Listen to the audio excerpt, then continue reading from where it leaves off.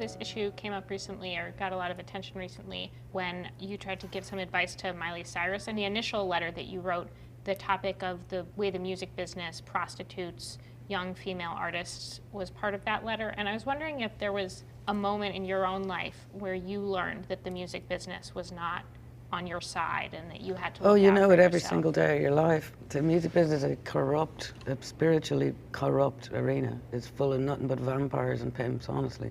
And you couldn't understand it unless you were in it. And the only way to survive it is love music. So I've known it all along.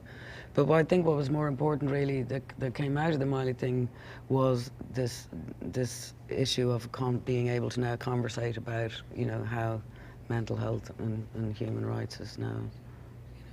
So I think she was actually very helpful. I think the two of us, without meaning to, did quite a good job in terms of creating a conversation about something really, really important, you know. So you mentioned you're so outspoken about the way that we talk about mental illness. And how do you feel that your message is being received by people? Well, it's not a question of my message. I think it's a general world message now. My particular grief, if you like, is with the media in particular. That I think how the media discuss and portray and diagnose, indeed, without qualification, mental health or mental illness is a human rights issue. I'll give you just one example. There's a dreadful practice going on in this country at the moment, which is a complete breach of human and civil rights.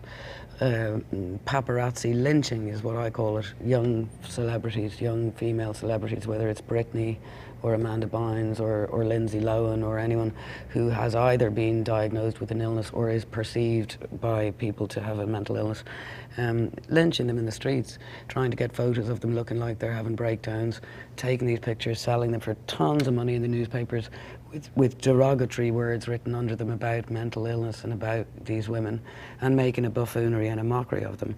Now that's obviously extremely wounding and dangerous for those young women, because it doesn't stay on the page or stay on the screen. It translates down into how people treat you in your life. Unfortunately, there's such a stigma about mental illness or perceived mental illness that people are bullied and treated like frankly, and the illnesses are used as something with which to beat people in a manner that a physical illness wouldn't be. You couldn't go lynching with paparazzi girls who had broken legs and start writing about, you know, aren't these dreadful, awful people, let's have a great laugh at them because they have a broken leg. So what's the role of religion in your life today? I am interested in the study of all religions. I've always been interested in studying religion, but I see religion and God as two separate things. So I guess I see music as a priesthood, that would be how I relate to, you know, what's the way to put it? I would have a very strong relationship with what I prefer to call the Holy Spirit, because it lifts it from any particular religion. What do you think of the new Pope?